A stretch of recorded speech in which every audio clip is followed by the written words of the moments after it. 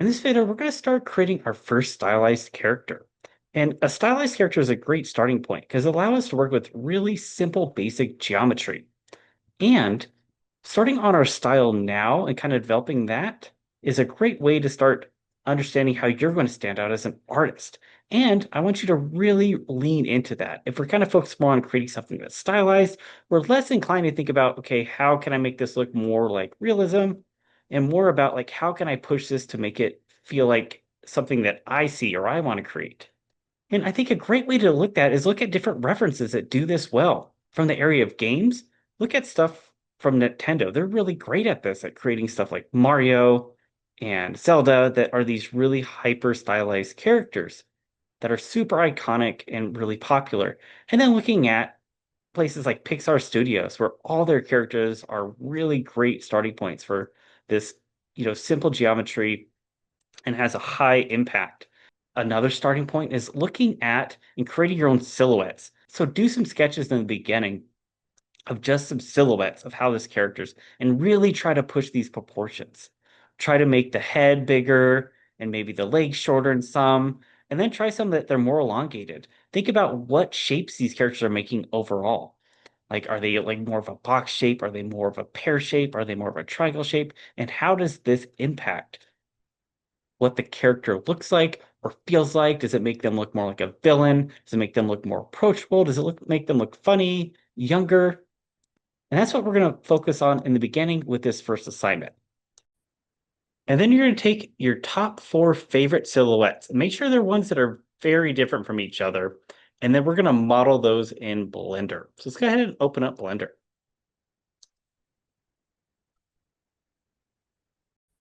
This time, we're going to start off creating a general file. Even though we're going to be doing some sculpting this, general file works just fine for that. Now, again, we're going to be kind of replicating one of our silhouettes.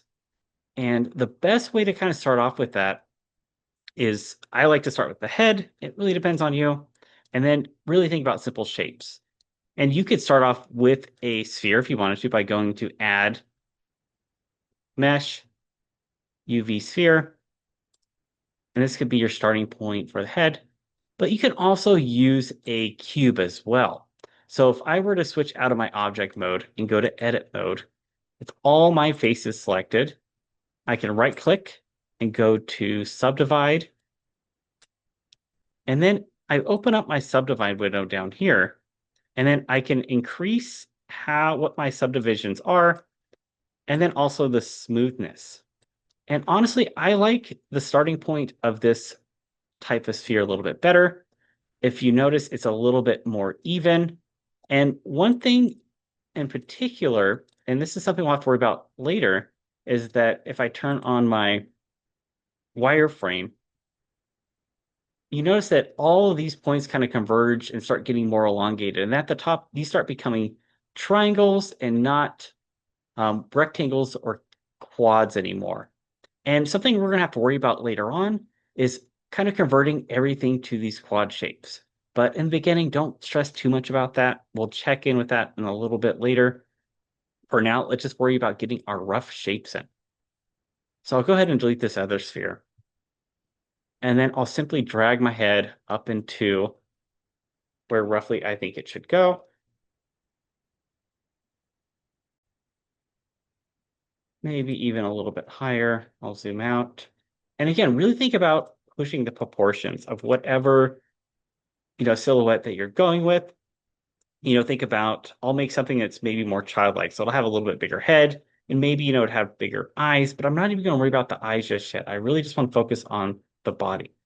So then we can think about, what the body's going to be. And if I was doing this for an adult, I might separate it into a couple different pieces. But since it is a child, I'm just going to start off with, let's do another cube. I'll bring this up a little bit higher. We can even use our scaling tools in object mode while we're here. And just rough it in. You can always change these later. And then I'll go to edit mode so I can subdivide it with everything selected. I'll right click, subdivide, and increase my subdivisions. And really, I wouldn't go too far with these subdivisions past 10 in the beginning because we're really focused on just roughing out our basic shapes. And then I can go ahead and go back to object mode and shrink this down. And then if I wanted to, I can go over to my sculpt mode and start moving some of this around so the body fits more like I want. Use stuff like my smooth tool. I'll press F to make it a little bit larger. To flatten out the shoulders of the top and then the bottom as well. And again, if this was like an adult, I might do a separate object for the hips and the chest to really emphasize those shapes.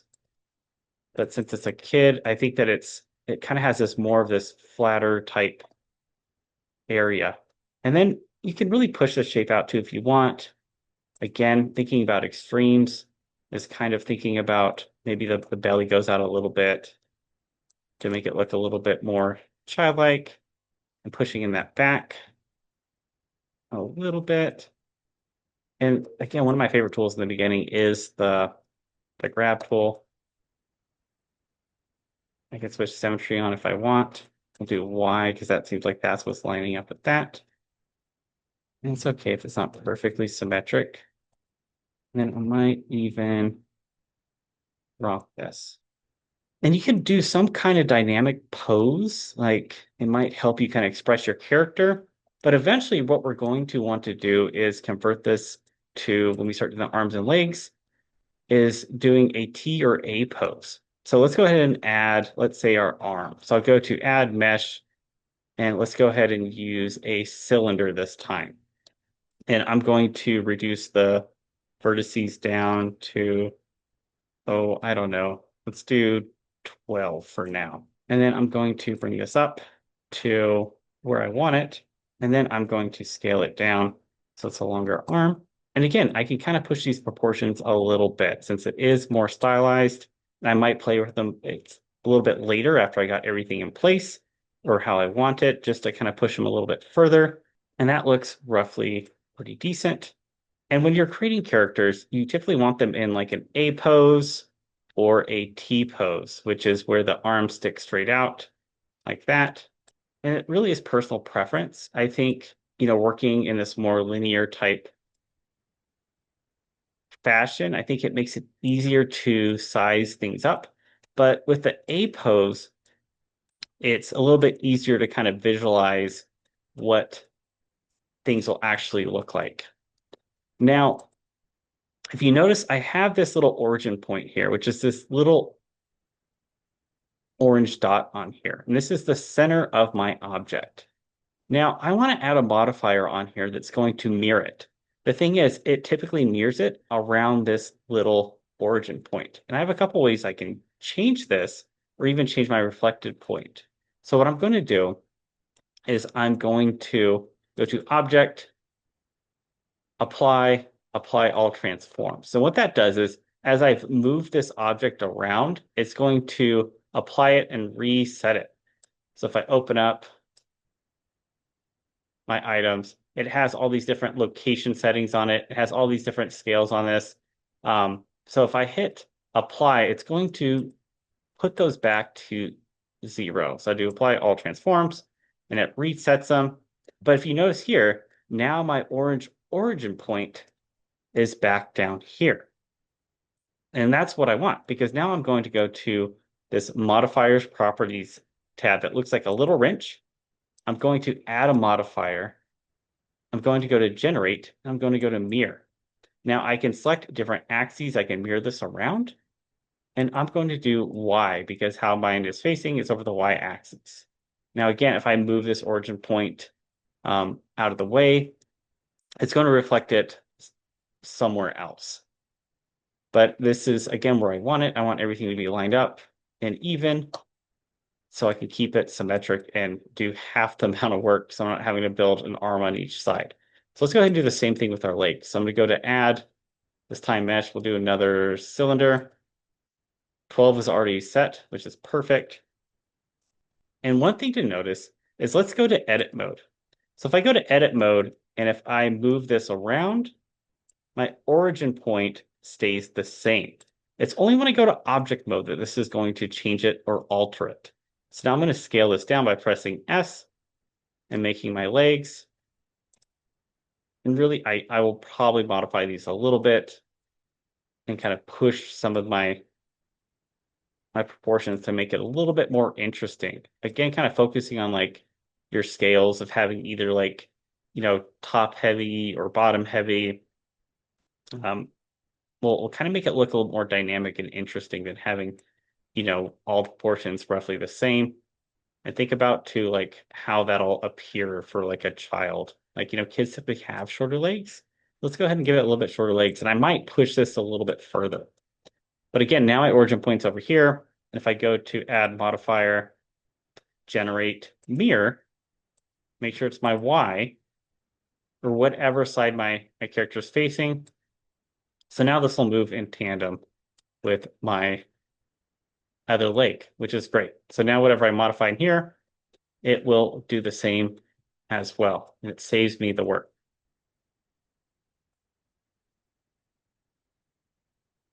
And then let's go ahead and add another cylinder.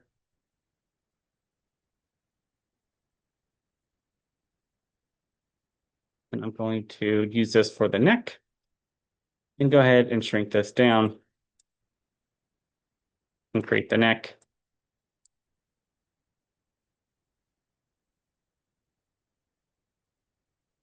A little bit skinnier. The arms could be shorter too.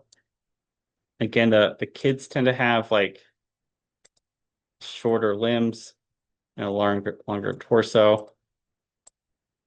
Then let's go ahead and add some hands. And I will do that with a cube again.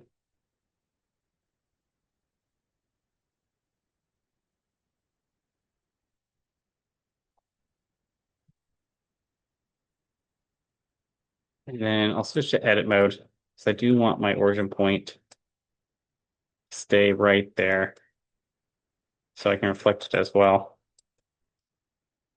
And I like keeping all my objects separate in the beginning. And then in the next video, we'll look at merging everything together. But this allows me to scale and move things around till I get them right where I want them. So then let's go ahead and subdivide.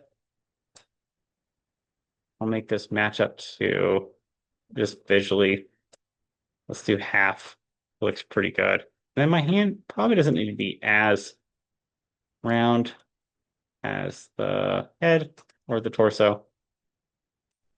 And that looks pretty decent. I'll make my wrist a little bit smaller here in a bit. And then let's go ahead and add our mirror modifier. Don't forget about it later. And then I'm going to go ahead and add some fingers. I'll go with mesh. We'll do another cylinder. Switch over to edit mode. Bring this up, over. Let's rotate it.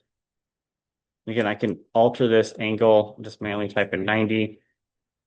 There's some hotkeys there as well.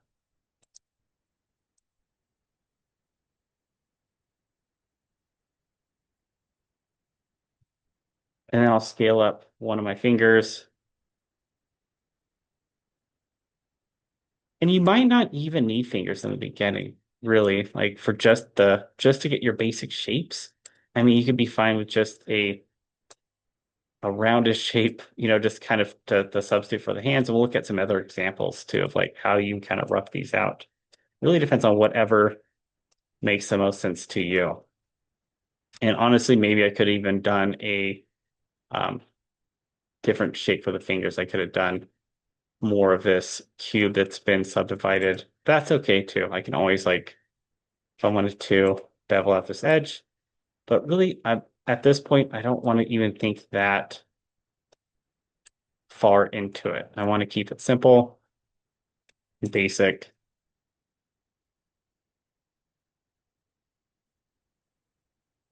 And what I'll do now is I'll go ahead and copy. I do Control V, then Control V and pasting it. So now I can just drag over my copies just to speed up my process a little bit.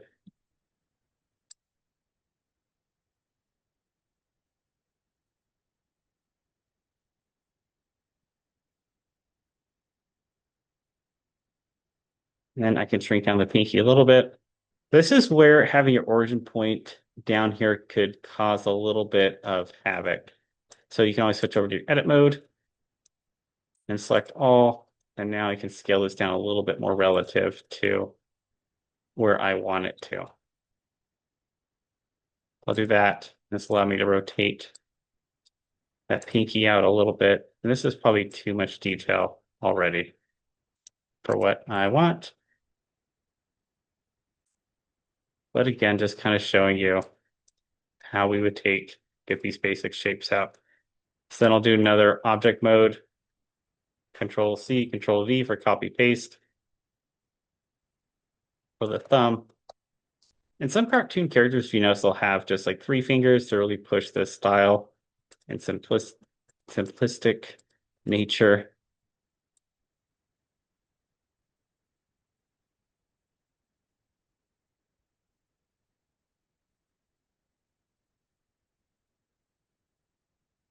And we could probably play around with the angles of the hands too.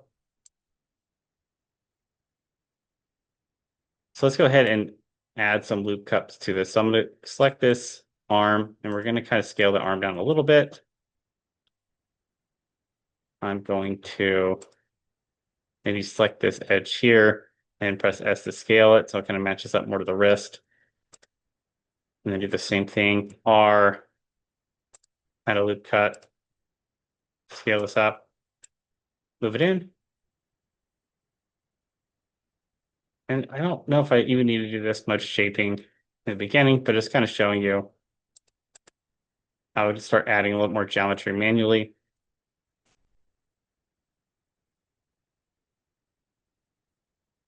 And then let's go ahead and go to our sculpt mode for the face and start just kind of pulling this out. Just to kind of start playing around with the shape of the face as well. Using my grab tool. Let's switch over to add some symmetry in here. I need my y-axis just to pull the chin down a little bit. And you can even shrink this down by pushing down on the head with your sculpt and in. And again, keeping this simple geometry on here really will force you to keep your movement simple and basic without getting too caught up in what types of details you really want to add, and start just making sure you get the basics to kind of, again, like almost do like this 3D version of a silhouette. And already with like the hands and the arms on there, I can already tell I can do some stuff with the torso.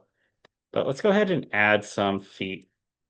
And I can extrude some stuff off here, but why not? Let's go ahead and add our, let's do another cube for our feet, edit mode. We'll move it into place. Create some boxy shoes.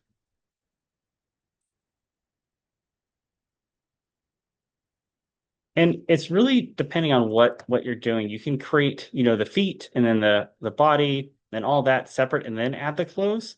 Or if it's something that's really simple and really stylized, then never really going to change their outfit. Sometimes I'll just do them at the same time, not having to do. So instead of doing, feet, I'll probably just do shoes. And that looks pretty decent. Let's go. Yeah, I'm trying to match up with the rest of it. And that looks good. All right. So then let's go ahead and flatten this out a little bit and shape our shoes.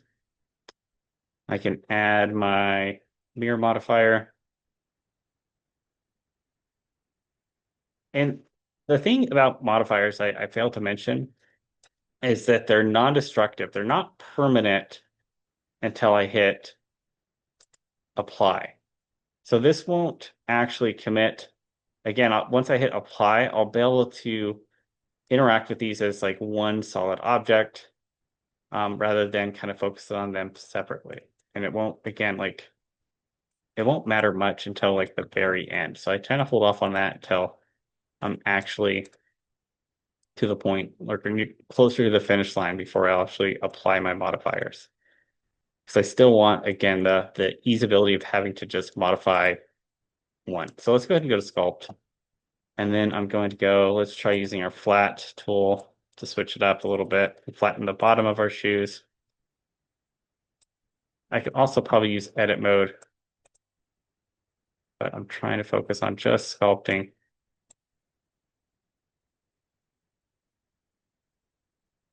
Again, keeping it simple.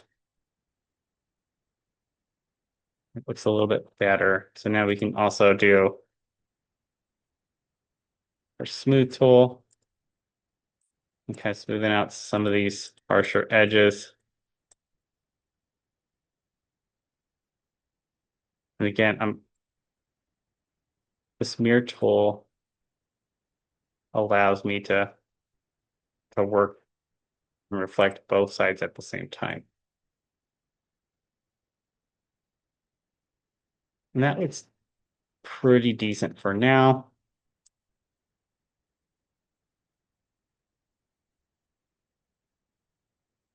And then let's start working on the torso. Again, now I'm kind of looking at the torso. It's like this looks a little awkward, a little too big. I go back to sculpt mode, and then I can use something like my grab tool or even my smooth tool sometimes to start pushing in these proportions.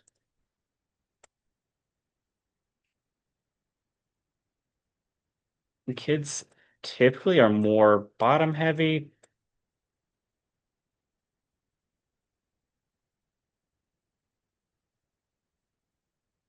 They haven't accumulated too much muscle mass usually at this point. So again, if you're going something more childlike,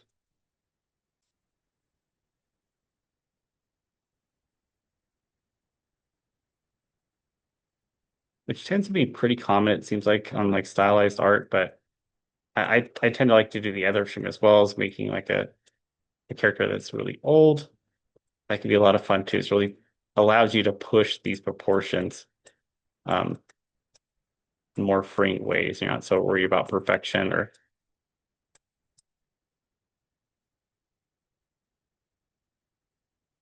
maybe move the belly up a little bit, but separate from the hips.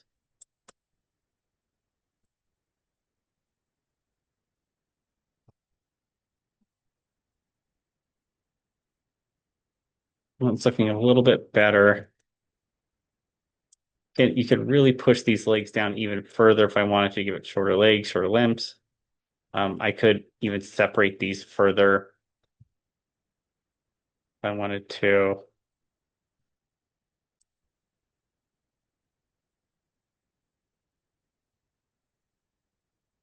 Push in hips more, even accentuate the curvature of the spine.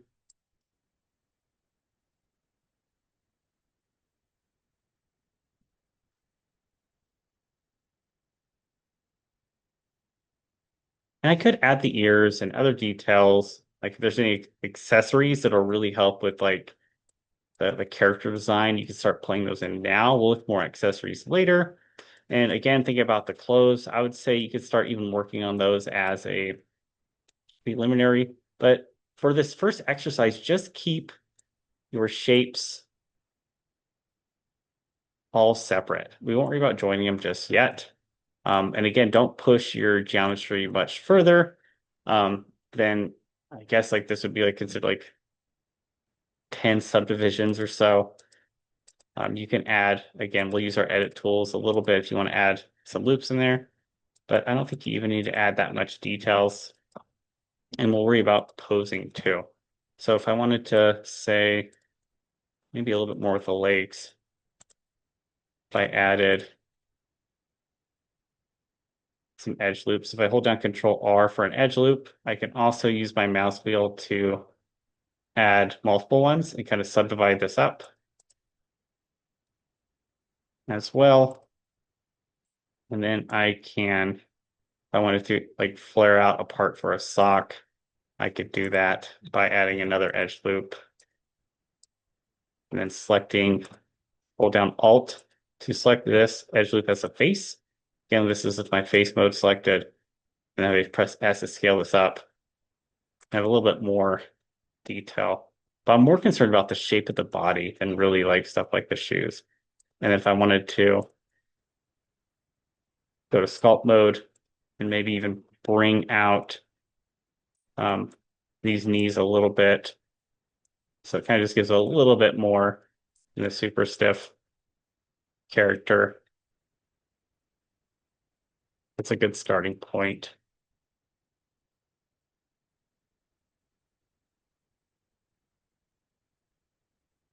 And again, we'll look at refining it a little bit later, but really think about how you can kind of play around and do at least 4 different examples um, of different body types. Maybe think about different ages. Think about like who is this character? What is their background story? All of that. And the goal is I want you to get to a point where you have 4 different, very drastically different body types. And think about again, like what are the, underlying shapes that are really creating them? Some have a really big head, some have a tiny head. Some are top heavy, some are bottom heavy. One of these is more triangular, one's more boxy.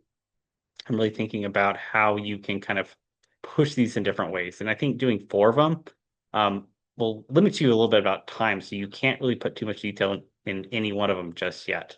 Just kind of focus on, again, creating like 4 really basic um, character models that have interesting shapes and interesting silhouettes. So if you were to convert these just to shadow, that you can really tell, again, a lot about who these characters are. And in the next video, we'll look at kind of refining one of these.